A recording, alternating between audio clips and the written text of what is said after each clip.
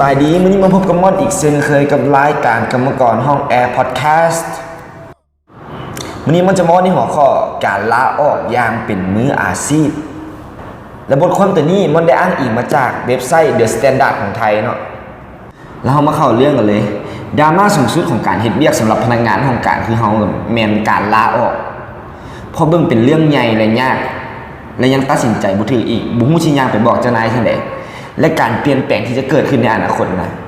เฮาก็ยังบ่ฮู้มันจะดีหรือบ่เฮาในฐานะที่เป็นพนักงานของการฮู้ดีว่าสาเหตุที่เกิดความรู้สึกอยากลาออกนั้นมีหลายร้อยอย่างและเกี่ยวพันกันหลายอย่างเจออันนั้นแน่เจออันนี้แน่สะสมกันจนรู้สึกหลายขึ้นเรื่อยๆบางเทื่อสังเกตเบิ่งหมู่ที่เฮ็ดเวียกพร้อมกันนะต่างคนต่างมีชีวิตที่ดีขึ้นเฮาเลยตัดสินใจอยากลองออกไปผจญภัยเบิ่งแต่ก่อนที่จะเอาความตั้งใจนั้นย่างออกไปบอกหัวหน้าว่าเฮาอยากลาออกนั้นเห็นลองคิดกลับคืนเบิ่งว่าสาเหตุที่เฮ็ดให้เฮาลาออกแท้ๆนั้นมันหลวงหลายเกินที่จะแก้ไขได้บ่เพราะว่าเฮาจะมีปัญหาต่างๆนานาบ่ว่าจะเป็นปัญหาเกี่ยวกับคนปัญหาเกี่ยวกับเวียกปัญหาเกี่ยวกับเรื่องเงินเดือนปัญหาเกี่ยวกับโครงสร้างบริษัทหรือแม้แต่ว่าเฮาเริ่มเห็นโอกาสใหม่ๆในชีวิตที่สำคัญอย่าเฝ้าใจร้อนให้ถามตัวเองให้ดีก่อนที่จะย่างไปบอกหัวหน้าบ่ว่าสาเหตุของการลาออกมันสิเป็นเรื่องหยังก็อย่าใจร้อนย่างเข้าไปขอลงกับหัวหน้า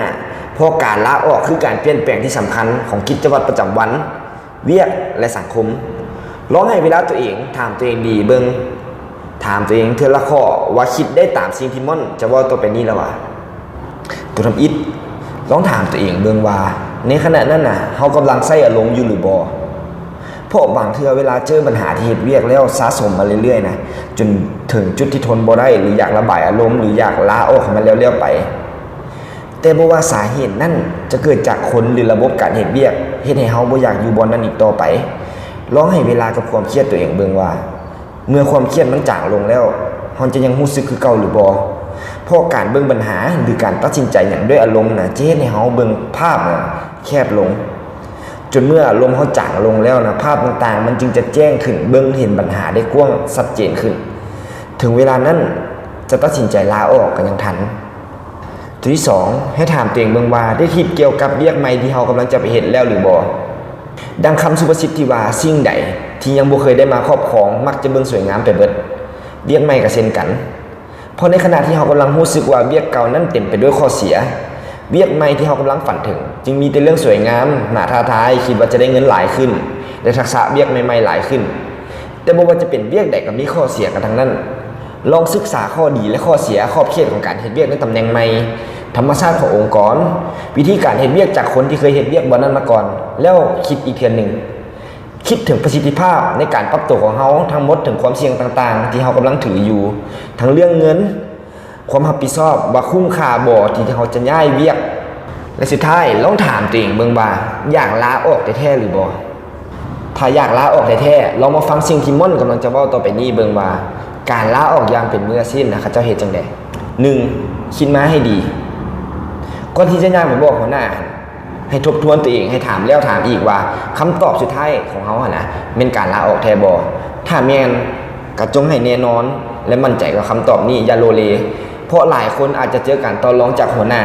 หรือฝ่ายบุคลากรที่ยื่นข้อเสนอต่างๆทั้งเลือกเวียกเรื่องเงินเดือนให้ลองคิดเบิ่งง่ายๆว่าถ้าได้เงินเดือนเพิ่มขึ้นแต่ปัญหาที่เฮาเจอจนเป็นสาเหตุให้ต้องลาออกนั้นบ่ได้ถูกแก้ไขเป็นรูปธรรมแล้วมันคุ้มกันบ่อีกอย่างบ่มีไผขึ้นเงินเดือนให้เฮาละล่าดอกเพราะเงินเดือนที่เพิ่มขึ้นควรมาพร้อมกับความรับผิดชอบที่หลายขึ้นแล้วก็ขอให้เก็บเป็นความลับบ่บอกให้เพื่อนร่วมงานฮู้จนทั่วห้องการควรให้เกียรติหัวหน้าหรือว่าผู้ที่สั่งงานสั่งเบี้ยของเฮาโดยกงก่อน 2. หาโอกาสบอกหัวหน้าอย่างเป็นทางการหาจังหวะเหมาะๆแล้วว่าอ้อมๆว่าอยากขอปรึกษาเรื่องเบี้ยแต่ห้อยทั้งห้อยหัวหน้าจะมีสัญญาณฮู้อยู่แล้วว่าลูกน้องจะมาขอลาออกเฮาเองก็ต้องเตรียมตัวก่อนล่วงหน้าเมื่อถึงเวลาก็เริ่มด้วยเรื่องดีๆก่อนว่าได้เรียนรู้หยังจากการเฮ็ดเวียกอยู่บ่นี้แล้วคอยเว้าไปแบบกงไปกงมาว่า